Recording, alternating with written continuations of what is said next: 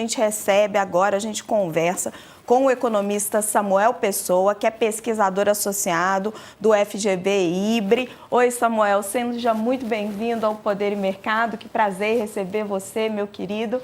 Samuel, a gente vê que não chegaram aí a um acordo político ainda, mas eu queria entender de você, desse decreto do Haddad, o que você acha que é urgente ser retirado de lá?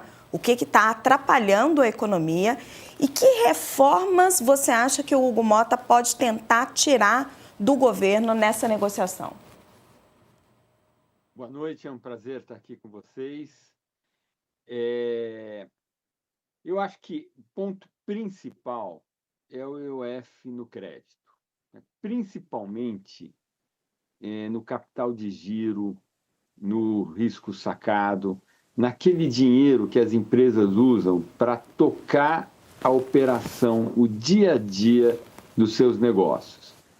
Esse IOF, ele é um imposto que ele vai na cabeça. Isso quer dizer o seguinte, se uma empresa toma emprestado R$100, ela vai pagar um imposto na intermediação, na quantidade de dinheiro que é intermediado.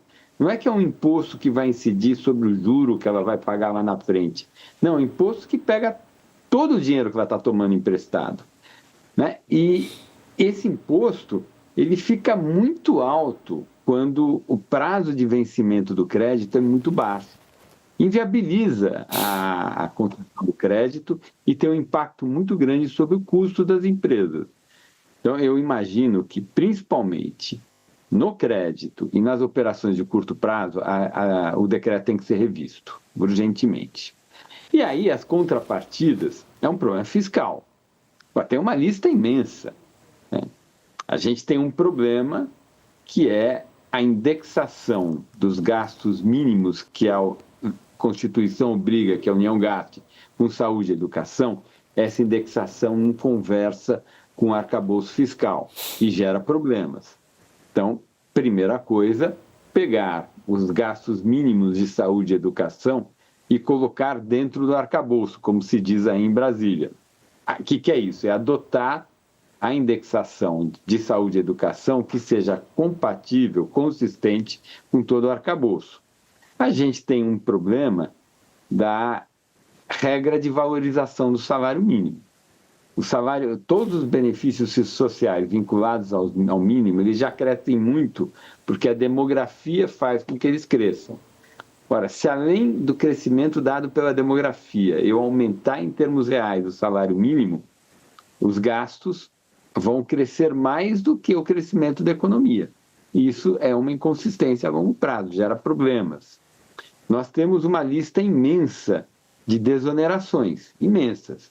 As pessoas podem abater do seu imposto devido todos os gastos com saúde privada.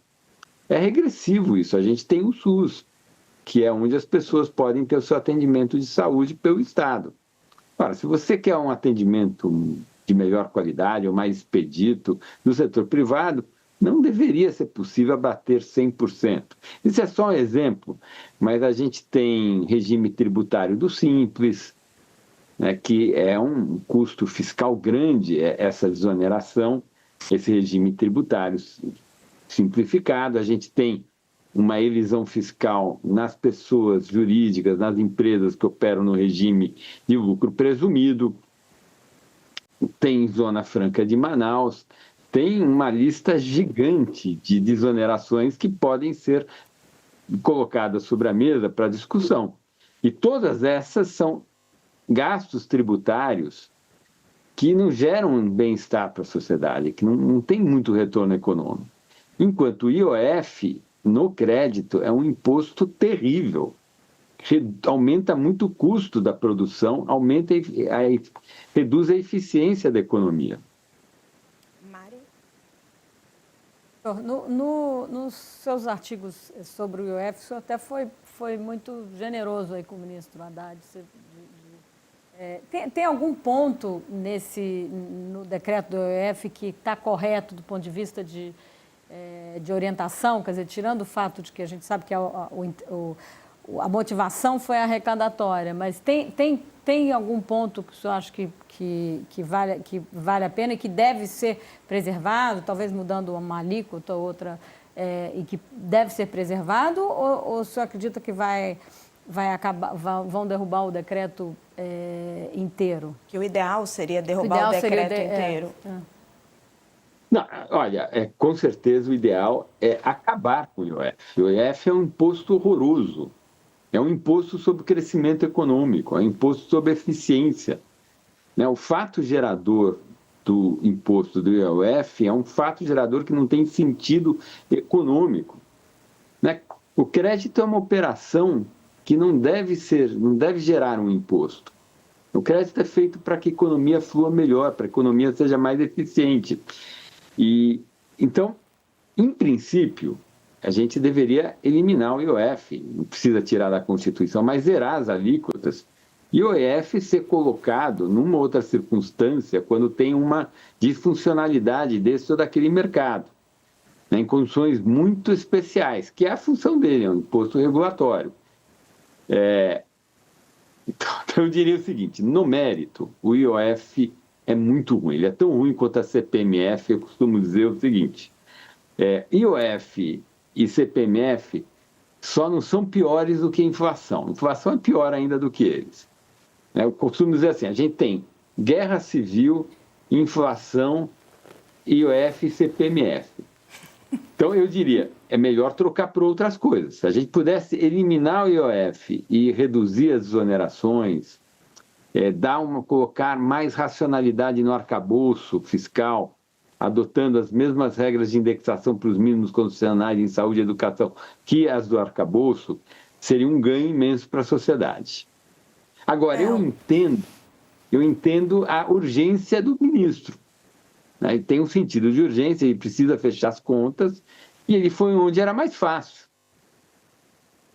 Samuel, eu queria trazer um outro elemento para o nosso debate hoje, que foi uma outra confusão que teve em Brasília envolvendo esse assunto, que foi um embate entre o ministro de Minas e Energia, o Alexandre Silveira, e o Fernando Haddad, né? O Silveira disse nessa terça-feira que a negociação do pacote que ele está chamando de receitas adicionais de petróleo estaria sendo realizada paralelamente às tratativas da proposta alternativa ao IOF, que vem sendo elaborada pelo Ministério da Fazenda. Porque ontem o Silveira tinha apresentado ao presidente Lula um suposto pacote com potencial, segundo ele, de arrecadar até 40 bilhões de reais em receitas extras de petróleo ainda em 2025 e também no ano que vem. Segundo o Alexandre Silveira, os dois ministérios estariam trabalhando em sintonia, aspas dele. O Fernando Haddad, no entanto, já havia descartado essa ideia logo de manhã. Pela manhã, o petista já tinha dito aos jornalistas que pelo menos metade do valor sugerido por Silveira já está contabilizado para este ano, justamente para fechar a meta fiscal, como foi feito em 2024. E aí eu te pergunto, Samuel, quem é que está com a razão? Esse dinheiro aí do petróleo que o Silveira está falando, ele já é utilizado para fechar as contas? De onde ele tirou essa mágica? Acho que tem lá os riscos fiscais, né? E a gente sabia, todo mundo sabe que uma fonte extra de receita que poderia ser usado caso houvesse problemas ou falta de receita, seria leiloar alguns blocos, né, que são possíveis de serem leiloados. Eu acho que essa era uma das fontes. Tem outras fontes desse pacote do petróleo que não estão muito claras para mim. Por exemplo, a imprensa disse que uma das possibilidades é aumentar ou repactuar a receita da participação especial. Não ficou claro como que isso vai ser feito e não ficou claro se mexe num direito adquirido de quem entrou no leilão lá atrás em condições já estabelecidas, né?